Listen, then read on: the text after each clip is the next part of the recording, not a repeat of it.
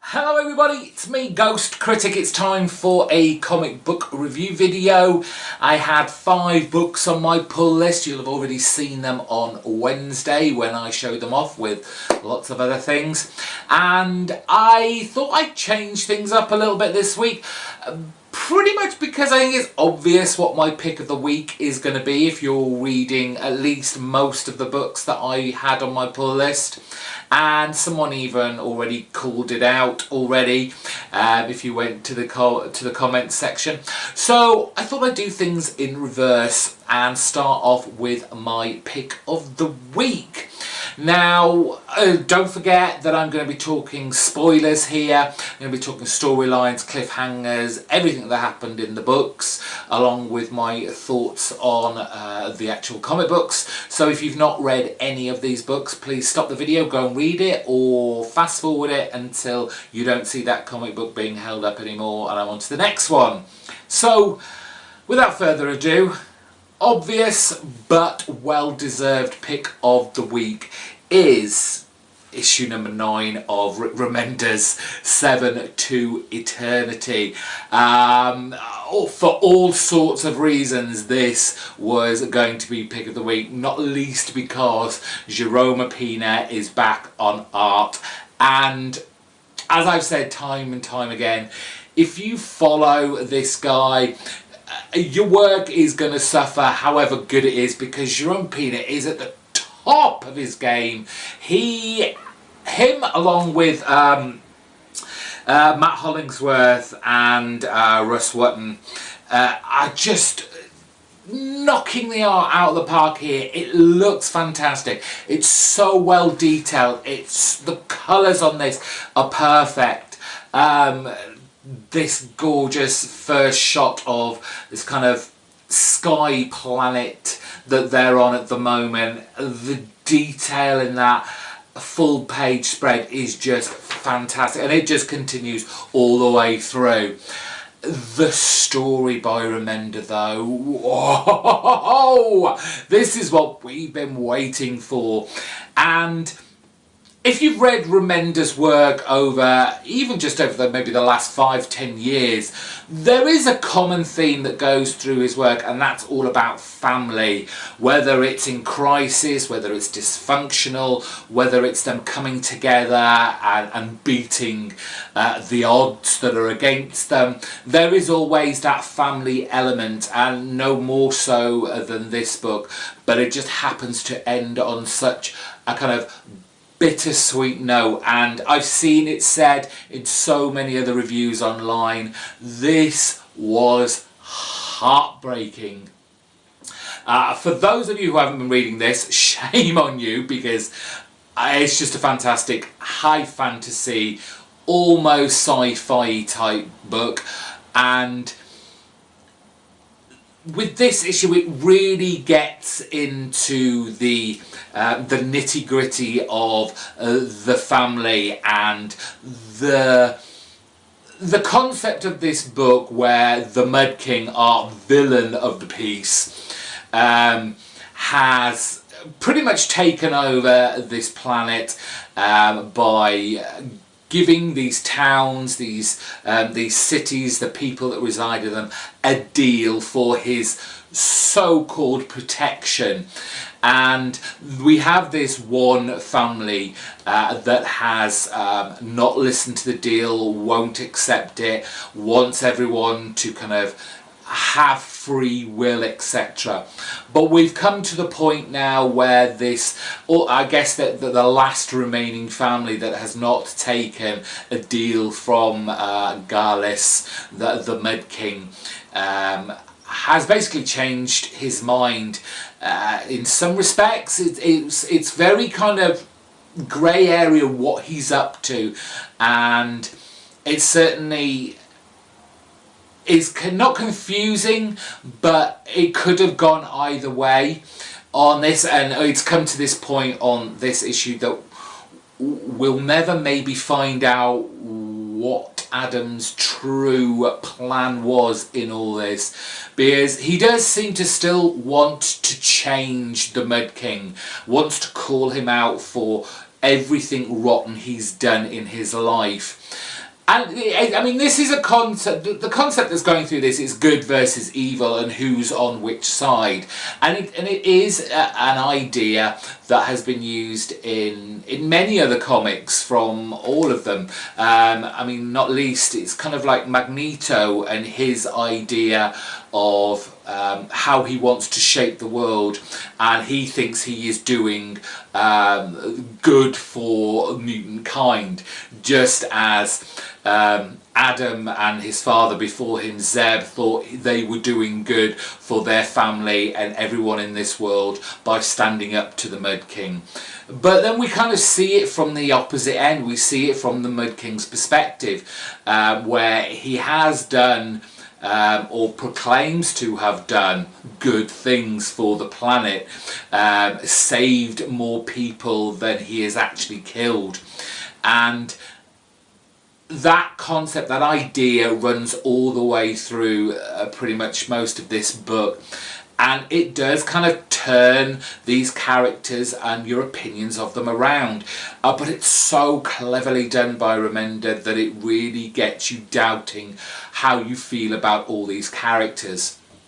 And while there's a lot of discussion, a lot of kind of not so much talking heads, because what is great about Jerome Pina and Remender's work is that it's not all about the talking heads.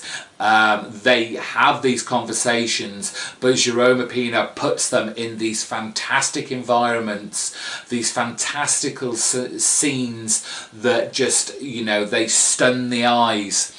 And on top of that, they throw in a good smatter of action, and I can't remember her name, but she is one of the original group that were taking Garrus to this point where he could be killed and then free the whole world of his grip.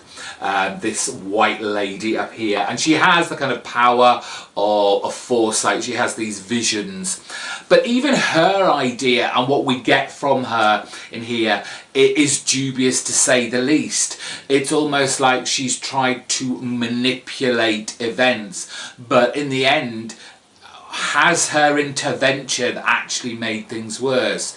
She's basically admitted to giving this disease that Adam and his family currently have, and because she has seen a vision where Adam betrays everyone and takes the deal from the Mud King. Now you have to wonder, if she hadn't done all this, would we be in this position now? Would her visions have been fake, or has she had these visions because of the actions she's taken? It's so well structured, well thought out by Remender. And then of course we have that final kick in the groin as the two fight each other, and the Mud King releases the last, I think it's like these nails that has the essence of people who have died, and he shoots the nail that holds Adam's father, Zeb, and the realization of what Adam has done causes Zeb to, while he may save his son and kill this white lady who has these visions, once he finally hears that his son has basically failed him, disappointed him by taking the deal, he turns his back on him, and the last essence of his father dissipates into the ether, to the space, and Adam is left there on his own with only the Mud King there, the Lord of Whisperers at his side. It was fantastic. 10 out of 10. Please, if you are not picking up this book, it's time to get in. I believe this is the end of the current story arc, so there'll be another trade coming out very soon.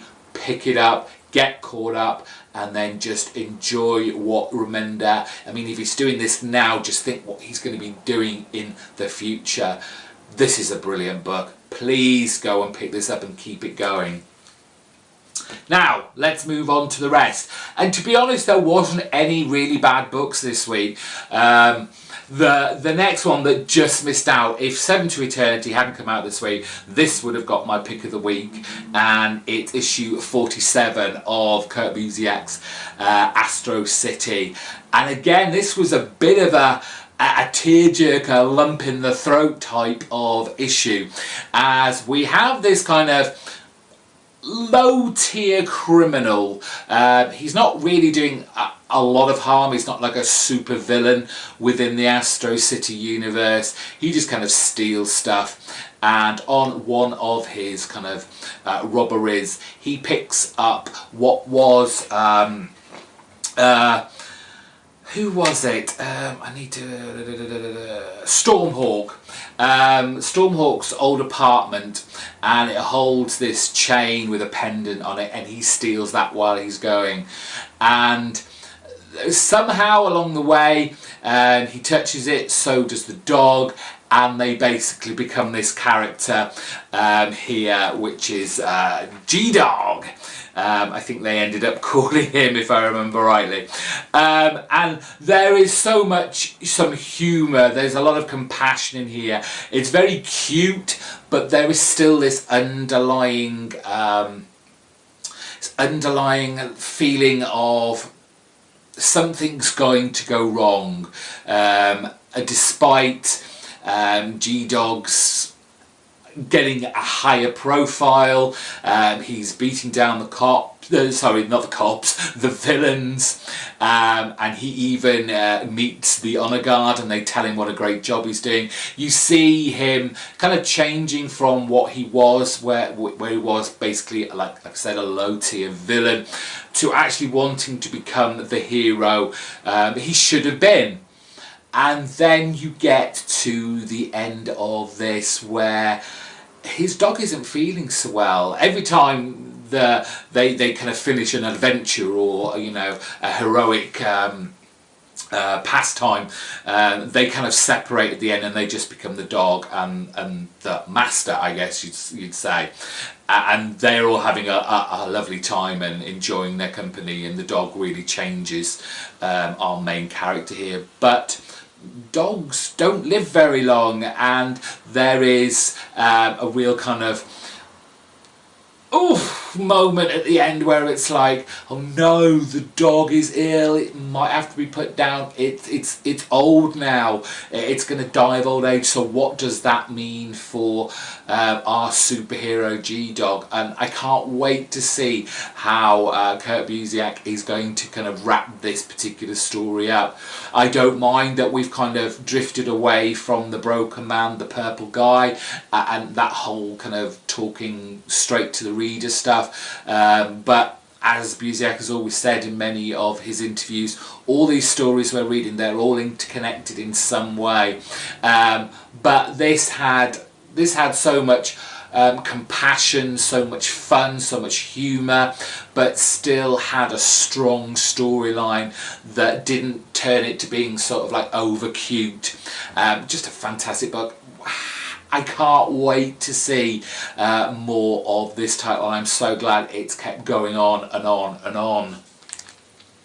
On to one of the two Marvel books I picked up this week, and it's Charles Soule's and Ron Garney's Daredevil, and this is the start of the new storyline, Land of the Blind, and so much better. We've got out of that stuffy courtroom, and we're kind of moving away from Devil's Kitchen as Matt Murdock as Daredevil gets a message to come to Japan, and a blind spot, his once kind of sidekick who he was mentoring, has called him, and he goes and tells Foggy he's going, look after the place and all that stuff, and even Foggy can see this is a trap.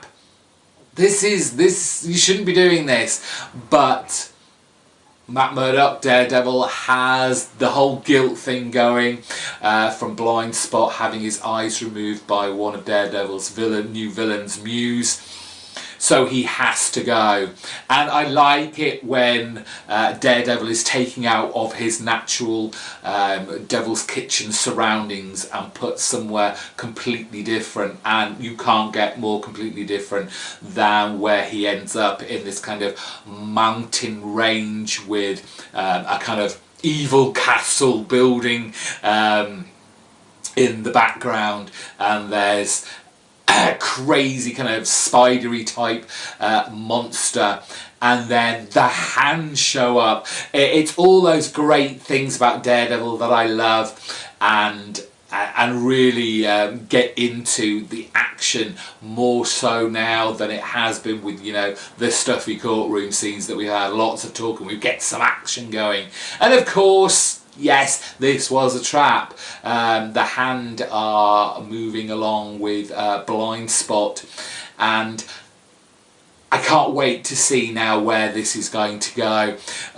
We saw that in the last page where we see what's going to happen. Last week we see Daredevil captured. How's he going to get out of all this? It's great to see the red costume, the original red, well, not the original because it used to be yellow, but the iconic red Daredevil costume is back, despite the fact it is still very dark and black. That's due to Ron Garney and colorist Matt Miller on there, but still fantastic art on this as well. The story did kind of give me deja vu with the first volume towards the end. I can't remember who was writing at the time. I don't think, it might have been Brubaker, but there was a time when Daredevil had to go, I think it was Japan, and all the heads of all the families were there, and he was there as one of them. It had that kind of familiar vibe to it, but there was enough in here to like make it something new and interesting for me to be able to read. I'm glad to see Daredevil back rising up my stack of goodness. Now the next Marvel one, it's been my top pick of the week for the last 2 issues. Didn't make it this week, but it was no less of a great comic book. And again, it's Charles Soule this time with new artists, because we're getting a new one each one. Ed McGuinness. It's Astonishing X-Men issue number 3. And at the end of last issue, we saw our X-Men in the kind of, it's not the astral plane, but in the dream plane, with the Shadow King and Xavier playing this kind of game for supremacy. And they had these 3 doors, and they're obviously all going to split up. And this is basically Wolverine's story. It's basically showing Wolverine as that fully determined to reach his goal character, and no matter what Shadow King throws at him, all his kind of past lives and everything that's happened to him in the past, Wolverine, or Old Man Logan as he is here, has just got a single path, and he will make sure he gets to it.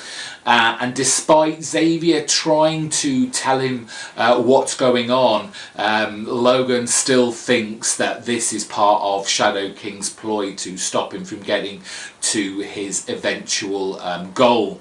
So kind of dismisses a lot of what Xavier has to say. But again, another great issue of Astonishing X-Men. I'll be sad actually that this maxi series will go. I would love this to keep going. It's a great it's a great set of characters, a great team that Charles Soule has put together here.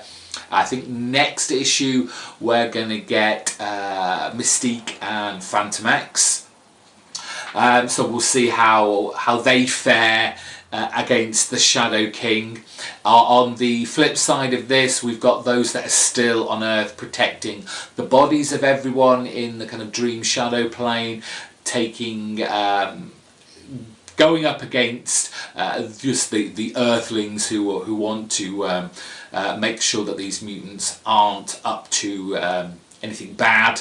and we see glimpses of Angel and his alter ego, the Blue Angel, Archangel, and trying to keep that part of him down and be this really nice pacifist, trying to, you know, talk to the army, the Earthbound army, and not make this situation any bigger than it needs to be.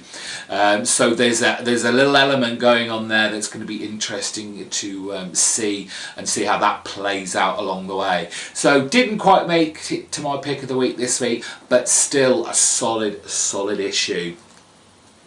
And finally, and it's only because it's the penultimate issue, and as I've said in previous videos, I actually don't know anybody else who's reading this, but please let me know if you are, because I'd like to know what you're thinking at the moment on this. But it is James Tynion, The Force of the Woods, issue 35. As I said, this is the last but one issue. And it seems to have taken a long time to get here. What is in this issue is actually really great, but it's all the kind of filler issues before it that we've had to kind of trudge through. That this series probably could have been at least probably 10 issues shorter, if I'm going to be fair, but it's all kicking off now in the last but one issue. The fight is well and truly started, as all the as the planet kind of brings its predominance and starts the fight with everyone that this kind of battle planet has abducted. But Karen, along with the other players, have a plan, and we'll see if this does actually come to fruition, and hopefully our pupils that were abducted from their school managed to get back home. I don't know if this is going to have so much as a happy ending, but James Tynion better have a damn good ending to this. Will I be sad to see this go? I guess not, but it's been a fun enough ride. But bye-bye Woods in a month's time. I wonder if it'll be a double-sized issue, just to make sure all the threads are wrapped up. We'll see. And that's it for this week. They are my thoughts and opinions on this week's comics. Let me know down below if you agree or disagree. I don't mind. You've got your own thoughts. Let me know down in the comment box section. Give this video a big thumbs up, and if you're not yet subscribed and don't want to miss out on any more of my videos, hit the subscribe button. You'll get a shout out in next Wednesday's video if you do. So until then, thank you for watching. Bye bye.